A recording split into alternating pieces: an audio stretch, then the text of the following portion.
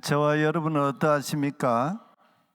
나와 너 사이 또 교회 공동체 안에서 우리 상호 관계 속에서 어떤 갈등이나 대립이 일어날 때 그 문제를 어떤 방식으로 해결하십니까?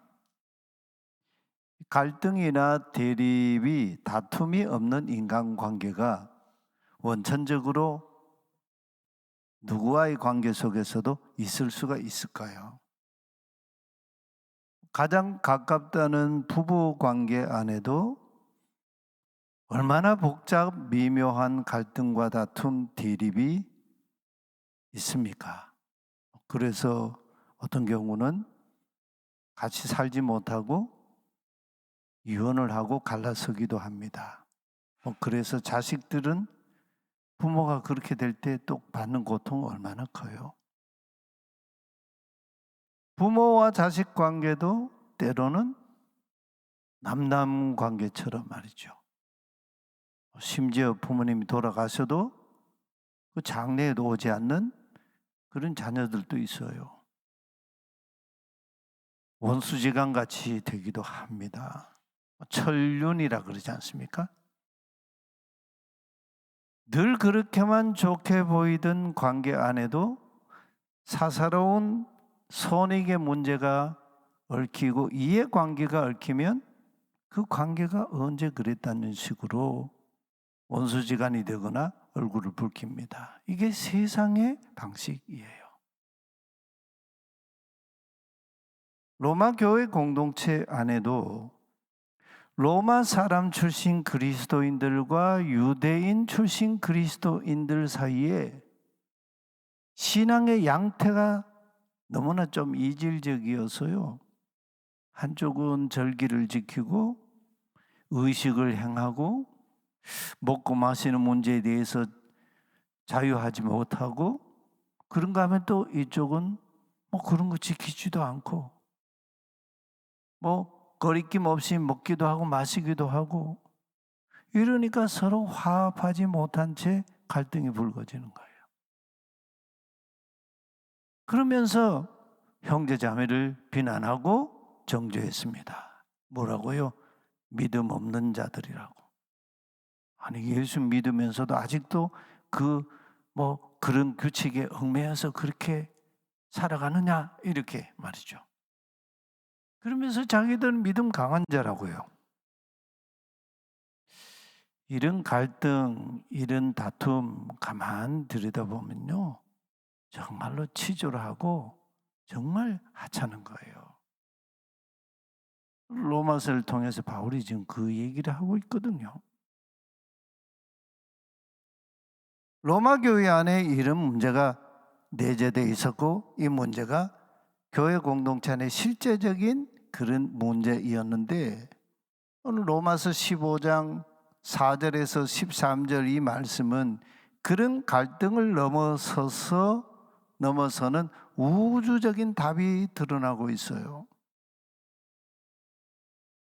근데 이 로마 교회 한번 내면을 들여다보면 이런 갈등이 있을 때 누가 승리했습니까? 로마 사람 출신 그리스도인들입니까? 유대인 출신 그리스도인들입니까? 둘 중에 누가 승리했을까요? 아니요, 둘 다 완패했어요. 해결이 되질 않았어요. 그렇다면 둘 다 승리하는 길이 있다는 얘기이기도 하잖아요. 오늘 본문이 바로 그 둘 다 승리하는 그 길을 제시하고 있습니다. 예수님께서 택하신 방식이에요. 근데 사실 예수님의 이 십자가 사건 이전에는 유대인들은 서민의식이 아주 강했습니다. 우리는 하나님의 백성이라는 서민의식이 아주 뼛속까지 그냥 가득 차 있는 그런 사람들이 그리고 아브라함의 자손이 아닌 유대인이 아닌 사람들을 이방인, 우리와는 다른 사람, 완전히 그냥 격리된 벽이 있는 그런 이 관계예요. 화해가 될 수 없는 관계에. 그래서 이방인들이 하나님의 백성이 되려면 예수 그리스도의 이 하나님 나라 사건 이전에는 유대교로 개종을 해야 했어요. 유대교로 개종하려면 남자는 첫 번째 할례를 받아야 했습니다. 할례를 받아야 그 몸에 하나님의 백성이라는 그 흔적, 스티그마를 새길 수 있으니까요. 그리고 할례만 받아서는 안 돼요. 유대인들이 지키는 모든 절기나 모든 이 규례나 모든 걸 다 그대로 지켜야 했어요. 근데 우리가 사도행전에서 보아서 알지만 복음이 전파될 때에 유대교로 개종은 하지 않고 하나님을 경외하는 자들이 이방인들이 많았죠. 그 사람들이 God fearer라고 하나님 경외자들이었습니다. 이 사람들은 하나님을 경외하고 믿기는 하지만 할례를 받지 않았습니다. 개종을 하지 않은 사람들이에요. 그런데 하나님을 믿는 사람이었어요. 예수님 공생의 당시에 바로 로마의 군대 장관 백부장 같은 사람 말이죠. 또 고넬료 같은 사람 말이죠. 사도행전에 나오는 고넬료 같은 사람, 가이사라예요. 이 사람이 이방인의 군대의 백부장인데 하나님 경외자였어요. 근데 하나님 백성은 아니고 개종은 안 했습니다. 근데 그들에게 구원이 임하는 방식이 달리 임했다 하는 거예요. 예수 그리스도를 믿음으로 요한복음 1장 12절의 말씀처럼 하나님의 아들을 영접하는 자고 그 이름을 믿는 자들에게는 뭐가 된다고요? 하나님의 자녀가 되는 뭘 주셔서요? 권세를 주셨나니. 와, 이거 어마어마한 사건이에요.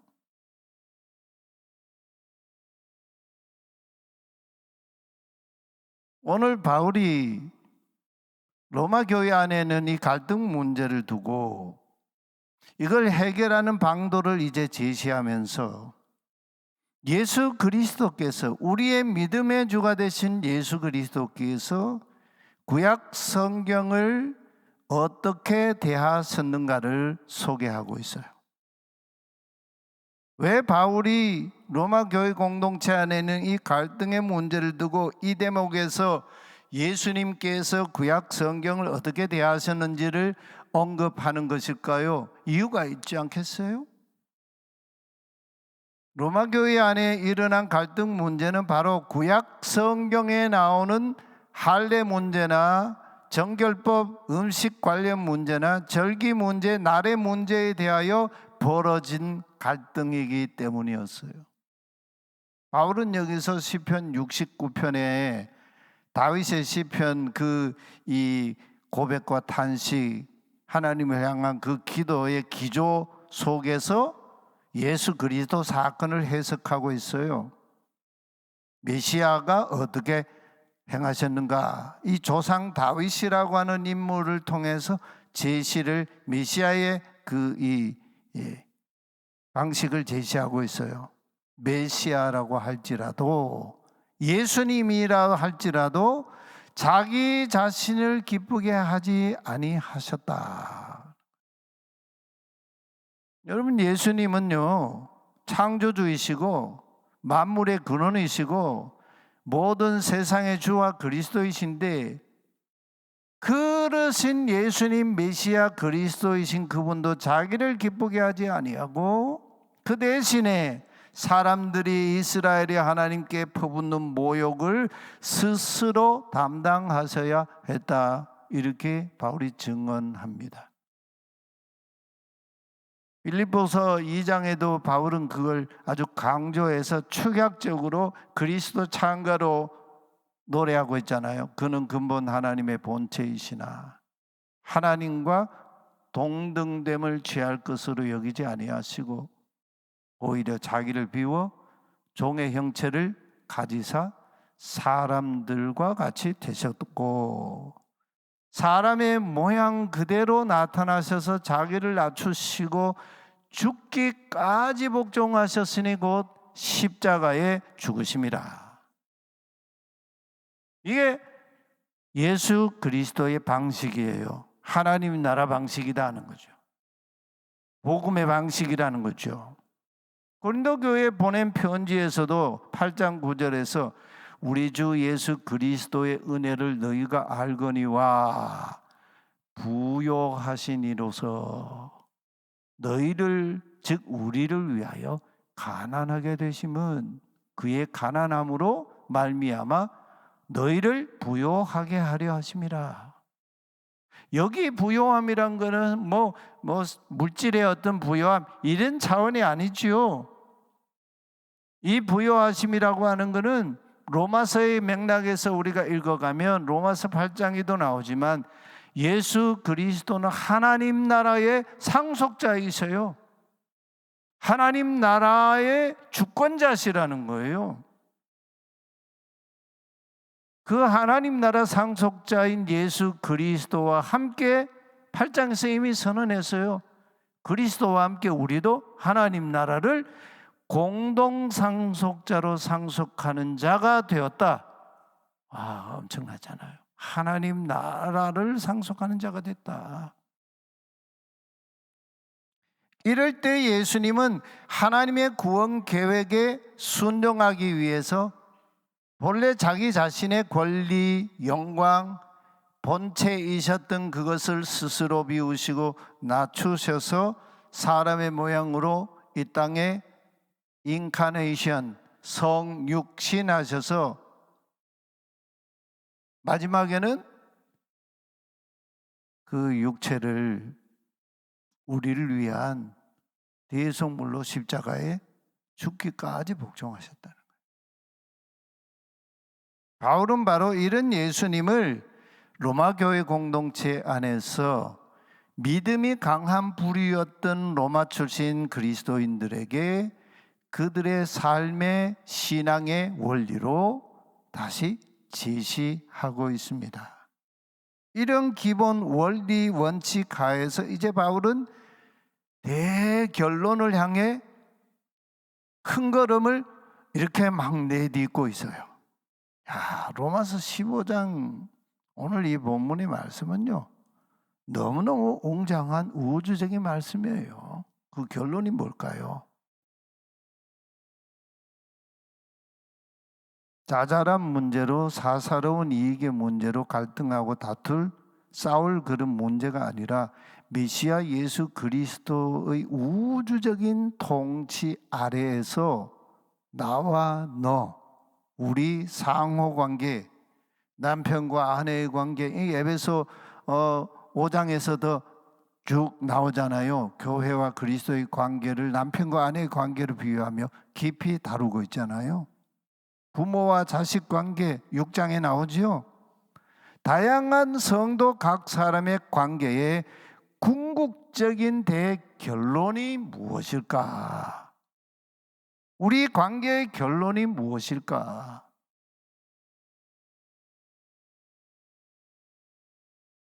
20년 훨씬 좀 더 됐네요.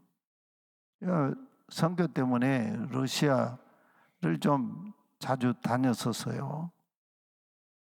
볼고그라드, 브라디보스토크, 스리스크, 모스크바, 쭉 이렇게 다녔는데 여기 여러분 아시는 대로 베제르부르크라고 하는 가장 위도상 높은 그런 이 도시 아닙니까? 거기는 백야 현상이 새벽 4, 5시까지 대낮이에요.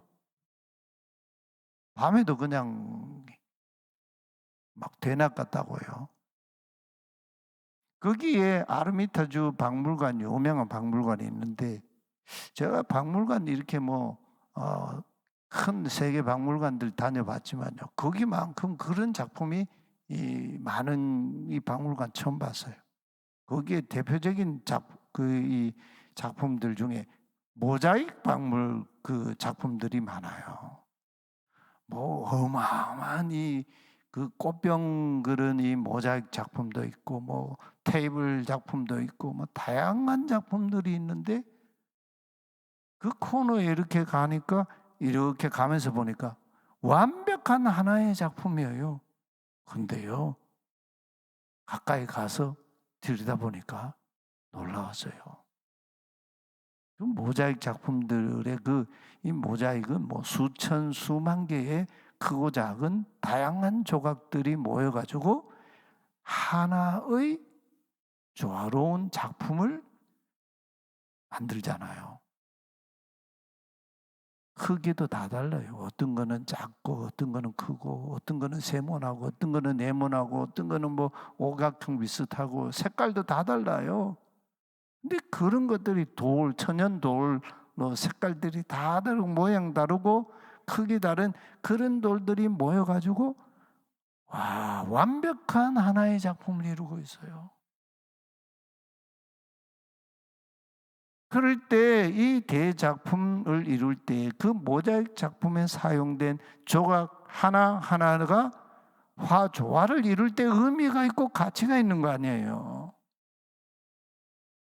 근데 각각의 조각이 자기가 조금 더 크다고 자기 조각의 색깔이 다른 조각의 색깔보다 좀 더 영롱하다고 자기를 드러내고 그렇지 않는 조각들을 비난하고 판단하고 갈등한다며 그 모자이크 작품이 될 수 있을까요? 이방인 출신 그리스도인들과 유대인 출신 그리스도인들이 저마다 자기 주장하고 자기를 드러내고 상대방을 자기 기준에서 비난하고 판단한다면 그 교회 공동체가 온전한 예수 그리스도의 공교회의 거룩함을 드러낼 수 있을까요? 우리가 오케스트라 연주하는 그 연주들을 자주 보잖아요.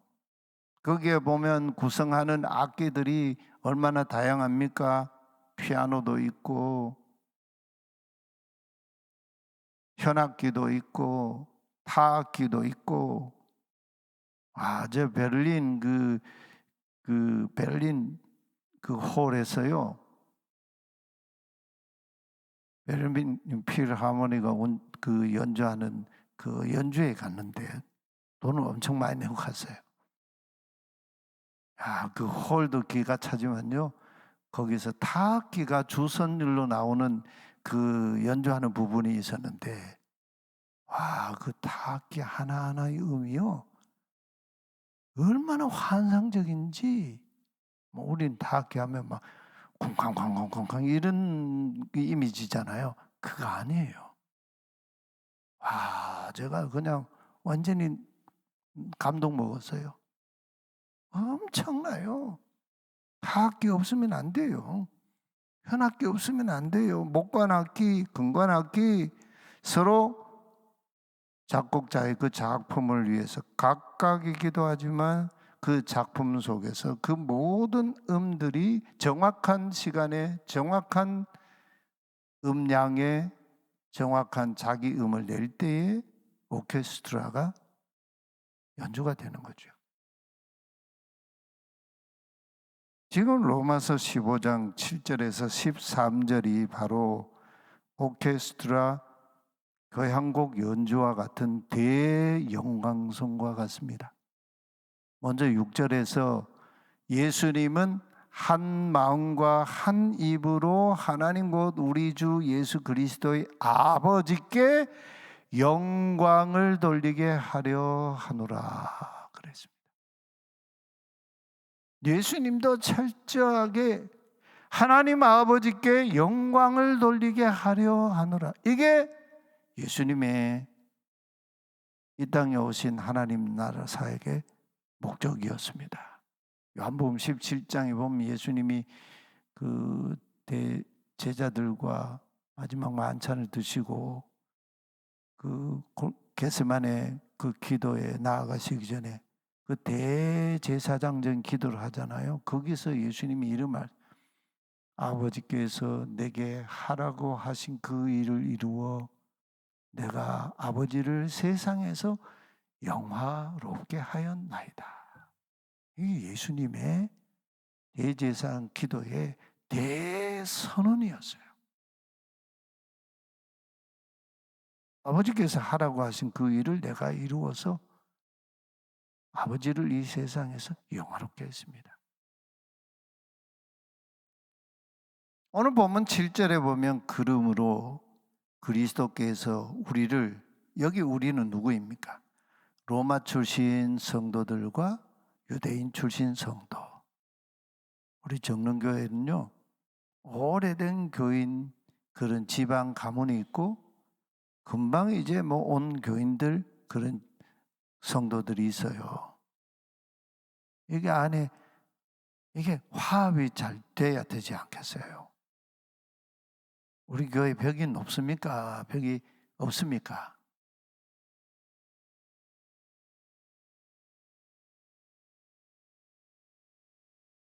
제가 뭐라고 해야 될까요?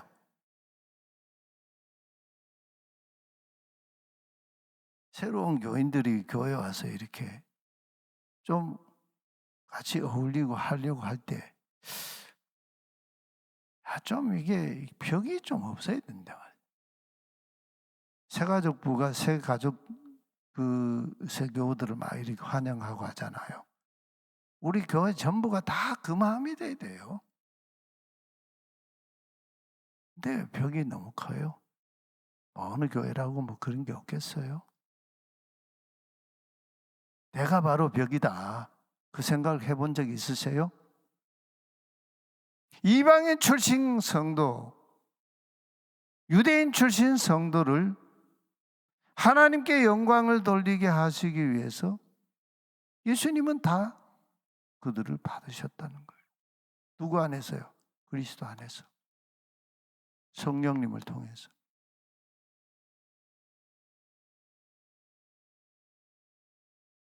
유대인 출신 그리스도인들의 주와 그리스도가 되시기 위해서 예수님은요, 조상적부터 섬겨오던, 주어져서 지켜왔던 할례의 언약을 그냥 폐기하지 않으시고, 예수님 공생애 때 예수님도 태어난 지 8일 만에 부모님과 함께 예루살렘 성전에 올라가서 할례를 받으셨습니다.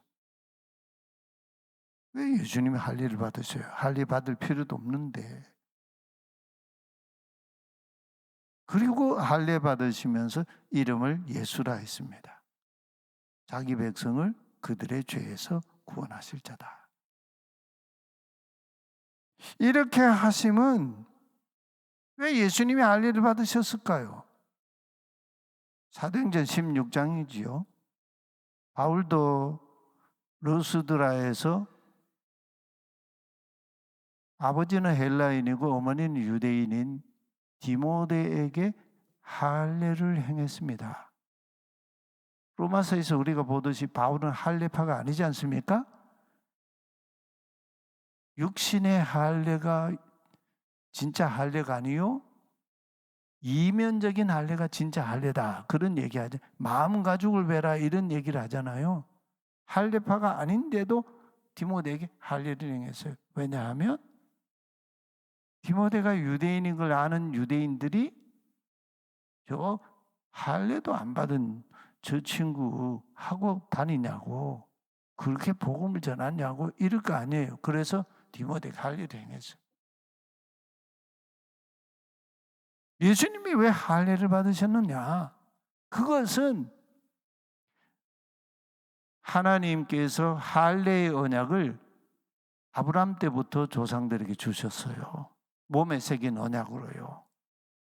그 언약을 주신 하나님이 신실하신 하나님이시라는 걸, 그 할례의 언약을 주신 하나님의 신실하신 언약이라는 걸 경고하기 위해서 예수님이 스스로 할례 받으셨어요. 근데 이제 예수 그리스도가 이 땅에 오셔서 하나님 나라 사역하시면서는 마찬가지로, 그러면 이방인들도 하나님의 긍휼하심을 따라서 하나님의 자녀가 되는 그 언약을 주셨는데, 이방인들에게, 뭐 유대인에게도 마찬가지예요.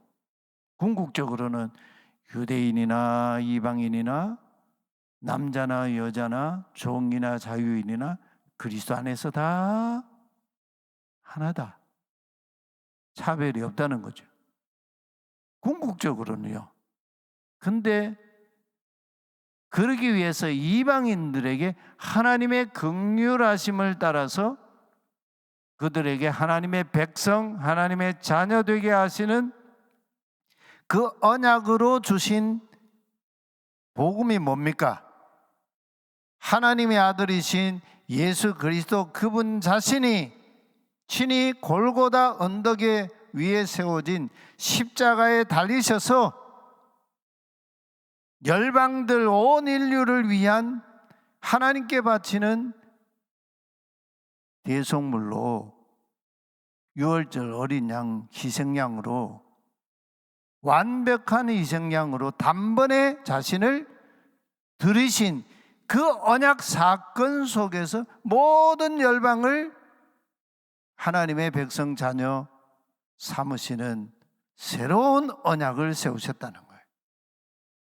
이 새로운 언약이 모든 기준에 새로운 기준이에요. 유대인들도 할례 받지 않고 그 예수 그리스도를 주와 그리스도로 고백하고 믿으면 구원받는 거예요. 근데 유대인들은 초상적부터 지켜오던 그 신앙의 이 관례, 그런 풍습이 있기 때문에 지금도 유대인들 할례를 행하잖아요. 성인식도 하고 그런 거 하지 않습니까? 근데 이 서로 다른 것이 이제는 그리스도 안에서 서로 다른 그런 이 신앙의 칼라지만 이제는 한 마음 하나가 돼서 누구를요? 그리스도 안에서 믿음으로 하나님 아버지께 찬송을 영광을 돌리게 하려 함이라. 이게 대영광송이에요. 이 십자가의 언약은 유대인에게 주신 할례의 언약보다 훨씬 강도가 깊고 확고부동한 언약이에요. 유대인들도 예수 그리스도를 믿지 않으면 하나님의 백성, 참 하나님의 백성이 될 수 없는 그걸 능가하는 법이에요. 단번에 이루신 영원하고 확고부동한 언약 말이에요. 그래서 바울은 고린도 교회에 보낸 편지에서 고린도 교회 성도들에게 이 하나님의 영원하신 언약을 한마디로 표현했습니다. 십자가의 도라고 했습니다. 우리 성경의 번역을 십자가의 도 이렇게 번역했는데 원어에 그대로 번역하면 예수님이 달리신 그 십자가의 그 말씀이에요. 말씀을 도로 번역했어요. 호 로고스 정관사가 붙어 있어요. 그 말씀 무슨 말씀요? 호 투 스트라울 그 십자가의 그 말씀 바로 그 십자가의 도라고 했습니다. 이 십자가의 도 안에는 하나님의 긍휼하심이 강같이 흐르고 하나님의 사랑이 강같이 흐르는 거예요. 그래서 10절 11절 우리 같이 한번 함께 봉독해 보겠습니다. 또 이르되 열방들아 이방인들 각 나라 백성 방언 족속들아 주의 백성 이미 구약시대부터 선민이었던 하나님의 백성 유대인들과 함께 동일하게 즐거워하라. 또 모든 열방들아 주를 찬양하며 모든 백성들아 그를 찬송하라 하였도다. 와, 엄청난 말씀이에요. 애매모호한 게 하나도 없지 않습니까? 아주 명확해요, 복음이. 이렇게 하신 이유는 12절에 보면 이사야 예언자 예언을 들어서 바울이 또 선포하지요. 이새의 불이 곧 열방을 다스리기 위하여 일어나시는 이가 있으리니 열방이 그에게 소망을 두리라 하였느니라.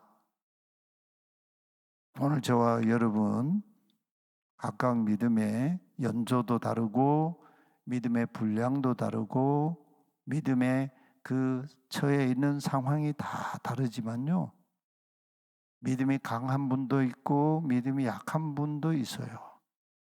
그런데 믿음이 강한 자가 믿음이 약한 자의 약점을 담당하여 무엇을 하게 하시려는 것일까요? 바울은 결론을 맺어요. 소망의 하나님께. 우리 모두의 소망이 하나님이 되시는 그 하나님께 온 열방이 주를 찬양하고 함께 찬양하고 함께 주님 안에서 즐거워하고 하나님을 찬송하게 영광 돌리게 하시기 위함이다. 우리가 이 부르심을 망각한 채 서로 상대방의 믿음의 분량을 가지고 비난하고 정죄하고 판단하는 건 영적으로 미성숙한 미숙아인 거죠. 우리 교회 공동체가 이제 인큐베이터 안에 있는 그 미숙아처럼 그런 신앙으로 막 서로를 이렇게 할 것이 아니고 바로 이 부르심에 응답하는 우리 교회가 됐으면 참 좋겠어요. 우리의 믿음의 궁극이 뭘까요? 13절 말씀 우리 같이 함께 봉독합니다. 소망의 하나님이 모든 기쁨과 평강을 믿음 안에서 너희에게 충만하게 하사 성령의 능력으로 소망이 넘치게 하시기를 원하노라.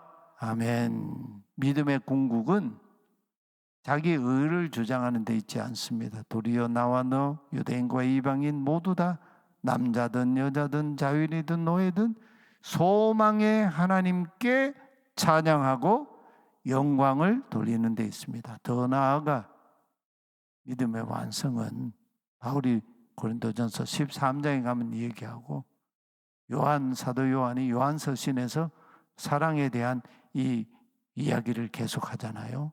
완성은 사랑입니다. 하나님 우리를 사랑하신 것 같이 서로 사랑하라. 우리 주님이 주신 세 계명이죠. 내가 너희를 사랑한 것 같이 사랑의 질과 방식이 완전히 바뀌는 거죠. 기준이. 너희도 서로 사랑하라.